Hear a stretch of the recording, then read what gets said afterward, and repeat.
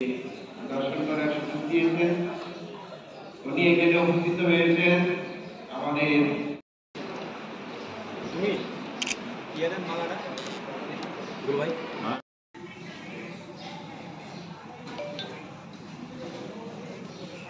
पूज्य श्री जगन्नाथ महाप्रभु की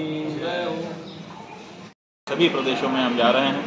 इसी क्रम में आपके त्रिपुरा प्रदेश के अगरतला राजधानी में हम आए हैं और आपसे हमारी चर्चा हो रही है। आज यहाँ पर ये जो जगन्नाथ जी भगवान का मंदिर है, इसके पवित्र प्रांगण में हम आए, भगवान का दर्शन किया है और यहाँ के जो हमारे महान जी महाराज और उनके जो उत्तराधिकारी जी, इनसे हम मिले हैं और इनका जो प्रेम है उसको हमने प्राप्त किया है। थोड़ी देर में यहाँ से हम जाएंगे।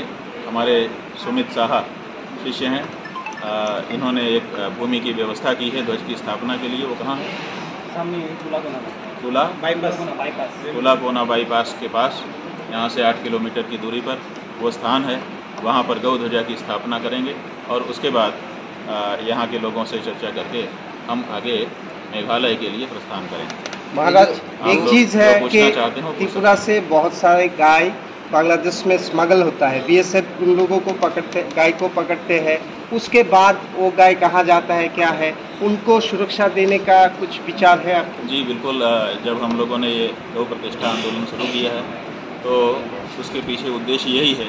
एक तो सरकार को हम चाहते हैं कि सरकार हमारी बात मान करके गाय के बारे में एक प्रोटोकॉल, एक कानून बनाए, उनको माता घोषित करे। और दूसरे, अपने स्तर पर, हिंदुओं के स्तर पर, बिना सरकार का पैसा लिए हम चाहते हैं कि जो हमारी गौ माता है, जो शुद्ध देशी नस्ल की हमारी वेद लक्षणा गौ माता है, जिसको हम लोगों ने रामा नाम दिया है, वो जहाँ पर भी हो उसकी खोज खबर हम लोग लें और अगर उनको कोई असुविधा है तो उस असुविधा को दूर करें।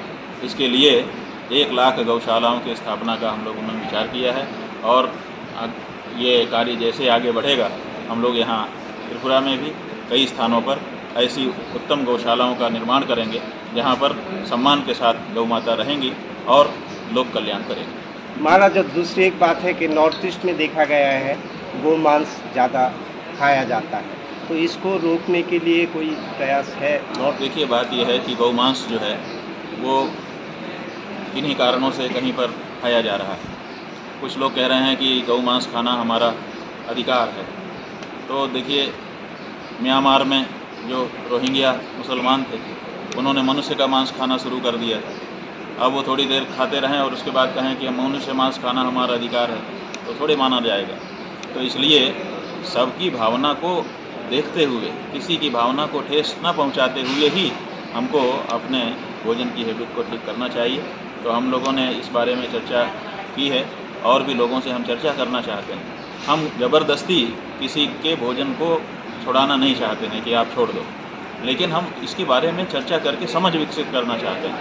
और समझ विकसित होने के बाद हमको पता है कि लोग हमारी बात को जब समझेंगे तो वो इससे दूर हो जाएंगे। लेकिन हम कोई ज़बरदस्ती किसी के साथ नहीं करना चाहते। जो 2 डिमांड लेके आप हर स्टेट में जा रहे हैं, उस स्टेट के साथ सरकार के साथ कोई बातचीत हो रहा है या? देखिए, अभी हम सरकार के साथ कोई बात नहीं कर रहे हैं।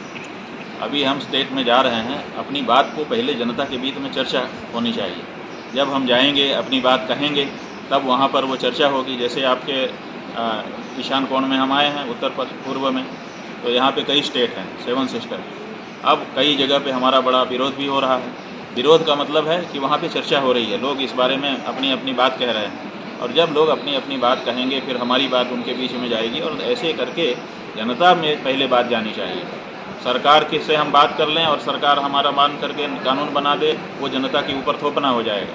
तो हम इसीलिए पहले जनता के बीच में जा रहे हैं, गौ प्रतिष्ठा ध्वज की स्थापना कर रहे हैं। गौ के बारे में उनको बताएंगे क्या इतिहास रहा है, क्या पुराण रहा है, क्या हमारे परंपरा के लोगों ने सम्मान दिया है और क्या आज भी कारण है जिसके कारण गाय की अगर हम सेवा करते हैं तो हमको क्या उपलब्धि हो सकती है। ये सब बातें जब हम बताएंगे तो बहुत से लोग स्वयं उन्मुख हो जाएंगे। फिर सरकारें तो जनता ही बनाती है, जनता जिसको चाहेगी वैसी सरकार बना देगी।